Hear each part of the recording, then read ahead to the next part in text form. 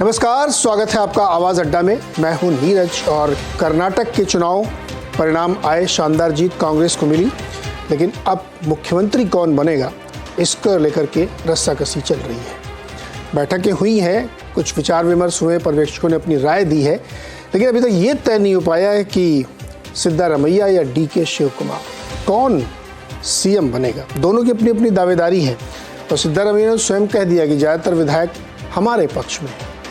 दिल्ली आएंगे, दिल्ली दरबार में बातचीत होगी और फैसला संभावना है कि कल हो जाए। लेकिन डीके शिव कुमार का भी रुख समझ में नहीं आ रहा कि वो दिल्ली आएंगे या नहीं आएंगे, इस पर भी काफ़ी चर्चा है।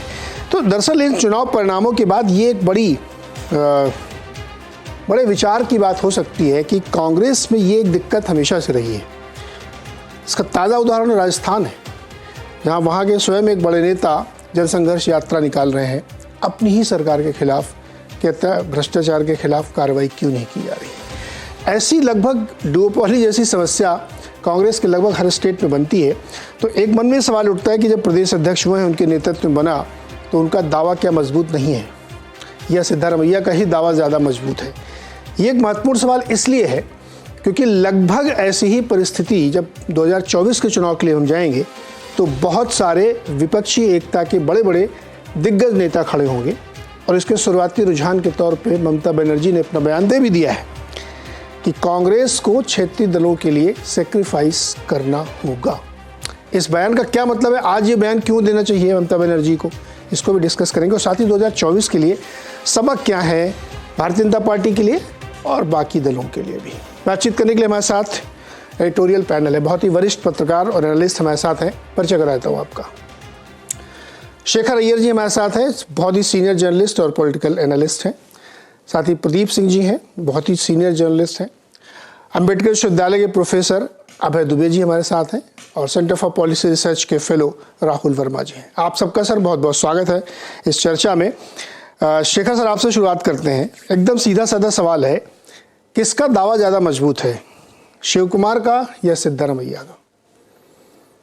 नीरज जी, दावा से ज्यादा मैं कहूंगा कि कांग्रेस हाईकमांड यानी गांधी परिवार का जो फैसला मुझे लग रहा है कि सिद्धारमैया की फेवर में ही है और लगभग तय हो चुका है। हो सकता है घोषणा जल्दी से जल्दी हो जाए। ये बात डीके शिव कुमार को भी अभी पता चला है, जिसकी वजह से उन्होंने दिल्ली आज आने का जो प्रोग्राम था उसको कैंसिल कर दिया है। मतलब वो समझ गए कि अब कोई आगे इसमें ये नहीं करेंगे, क्योंकि एक लॉयलिस्ट रहे हैं, 89 से लगातार जीत के आए हैं अपने चुनाव क्षेत्र से। वो ज्यादातर ठीक है, वो बहुत डिसअपॉइंटेड है। उनको लगता है कि इस बार भी उनको मौका नहीं मिला है।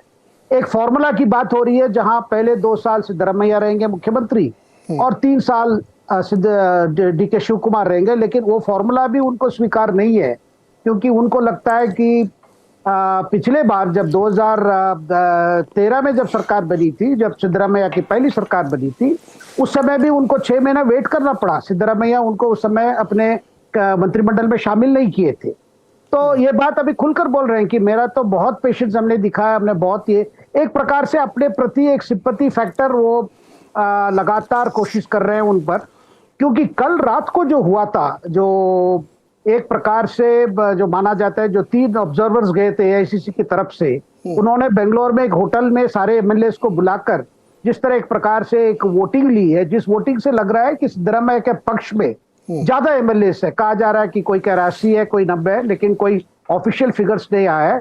उससे लगभग तय हुआ गया कि सिद्धारमैया माने जाते हैं कि सीजन्ड एडमिनिस्ट्रेटर रहे हैं, पहले भी रहे हैं, और जो जाति समीकरण और बाकी जो सोशल इंजीनियरिंग जो उनको क्रेडिट दिया जाता है, उसके एक वो नेता है, तो जिसके वजह से अधिकांश एमएलए की सपोर्ट उनके पास है। लेकिन बात यह है कि बीच में जब ये सब चल रहा था, कहीं ना कहीं डीके शिव कुमार ये भी कहा कि मैं सचिन पायलट नहीं हूं। मतलब मुझे प्रॉमिस करके फिर जो हालत आज सचिन पायलट की बनी है राजस्थान में, कुछ अपनी सरकार के खिलाफ पदयात्रा निकाल रहे हैं, ये कहकर कि वो वसुंधरा राजे के खिलाफ वो पदयात्रा है और अपनी सरकार की विफलता को है कि उन पर कार्रवाई नहीं की।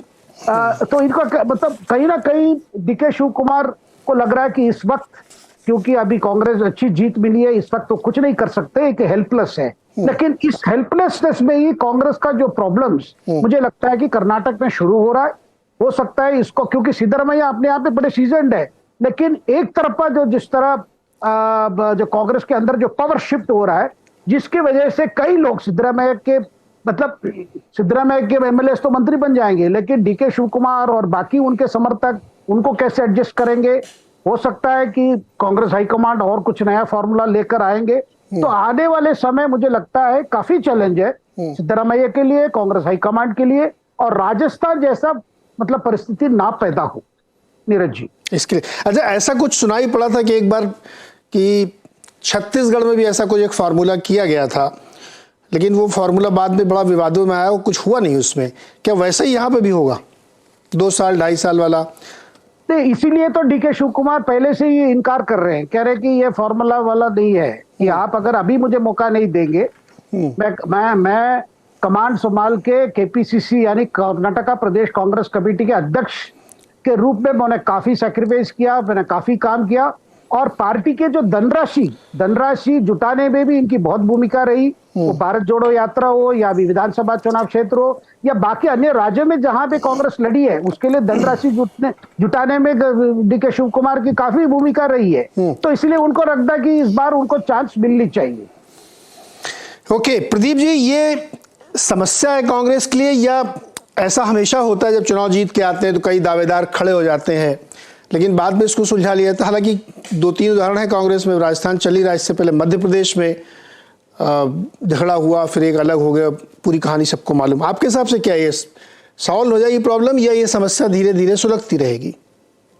नहीं, देखिए, इस तरह की समस्या कोई पहली बार कांग्रेस में नहीं है। जो परिवर्तन हुआ है मेरी नजर में, वो है कांग्रेस हाईकमान और गांधी परिवार, उसकी अपने वादे को पूरा करने की क्षमता का अभाव। पहले जो भी वादा किया जाता था वो पूरा किया जाता था, लोग भरोसा करते थे। अब 2018 के बाद से ये परिस्थिति बदली, इसीलिए डीके शिव कुमार कह रहे हैं कि मैं सचिन पायलट नहीं। तो उसकी वजह यह है कि सचिन पायलट के साथ जो वादा किया गया वो पूरा नहीं हुआ। दूसरा, उनको मालूम है कि जब 2020 में उनको पार्टी का प्रदेश अध्यक्ष बनाया गया था 3 साल पहले, सोनिया गांधी ने उनसे कहा था कि आप पार्टी को जिताकर लाइए, आपको मुख्यमंत्री बनाएंगे। तो उनको मालूम है कि वो वादा अब हवा में उड़ चुका है, उसका कोई मतलब नहीं। लेकिन अगर कांग्रेस पार्टी के लिहाज से देखें, उस पार्टी के हित के लिहाज से देखें, तो सिद्धरामैया ज्यादा बेहतर उम्मीदवार है। वो आइंदा की राजनीति करते हैं। देवराज अरस के बाद कर्नाटक में उसकी राजनीति करने वाले दूसरे नेता है सिद्धरामैया, और वो आइंदा मतलब है दलित, मुसलमान और उसके अलावा ओबीसी, इन 3 का कांग्रेस का जो जनाधार बना है, इन 3 समुदाय के लोगों में उसका बढ़ता जनाधार ही उसकी जीत में बहुत बड़ा योगदान है। लेकिन डीके शिव कुमार का कहना है कि मैं एचडी कुमारस्वामी यानी जेडीएस से वोकालिगा समुदाय को लेकर आया, मेरी वजह से मुस्लिम ध्रुवीकरण ये जो हुआ, मुस्लिम वोट आया। तो सिद्धरामैया को आपने 13 से 18 तक कमान सौंपी, मुख्यमंत्री बनाया, उन्होंने पार्टी को हरा दिया। अब आप एक बार फिर से उनको सौंप रहे हैं, और वो घोषणा कर चुके हैं कि वो रिटायर हो जाएंगे 5 साल बाद, उसके बाद चुनावी राजनीति से बाहर हो जाएंगे। तो भविष्य की दृष्टि से आप क्या सोच रहे हैं? एक ऐसे नेता के साथ अगले चुनाव में उतरेंगे जो पहले ही घोषणा कर चुका है कि वो अब चुनाव नहीं लड़ेगा। तो इस लिहाज से उनकी बात में दम तो है, लेकिन दिक्कत उनकी ये है कि उस तरह का व्यापक जनाधार डीके शिव कुमार के पास नहीं है जो सिद्धरामैया के पास।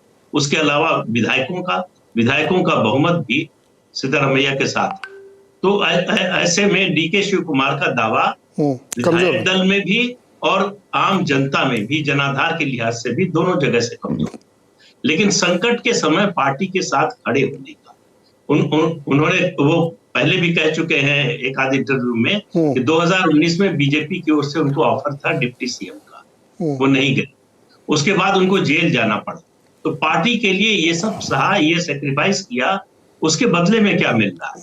उन्होंने कहा कि मैं ये चुनाव इसलिए नहीं लड़ा, 8 बार का एमएलए हूं, इसलिए नहीं लड़ा कि मुझे एक विधायक या एक मंत्री बनना है। दूसरा, डिप्टी सीएम का जो ऑफर है वो भी उनको मंजूर इसलिए नहीं है कि ये कहा जा रहा है कि 3 डिप्टी सीएम होंगे, तो 3 में से एक डिप्टी सीएम अगर डीके शिव कुमार होंगे, मुझे नहीं लगता कि उनको ये मंजूर होगा।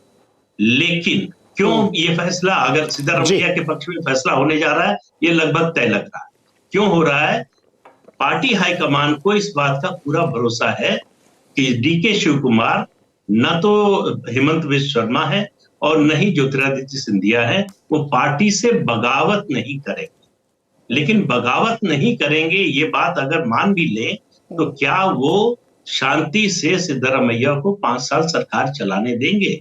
ये एक बड़ा सवाल होगा जिसका जवाब कांग्रेस हाईकमान को ढूंढना होगा कि कैसे डीके शिव कुमार को पेसिफाई किया जाए, शांत किया जाए कि वो इस बात के लिए तैयार न केवल हो बल्कि मन से स्वीकार कर ले। और मुझे जिस मूड में डीके शिव कुमार है, मुझे लगता नहीं कि इतनी आसानी से ये संभव होने वाला है। हाँ, ये समस्या तो एक आगे जाते हुए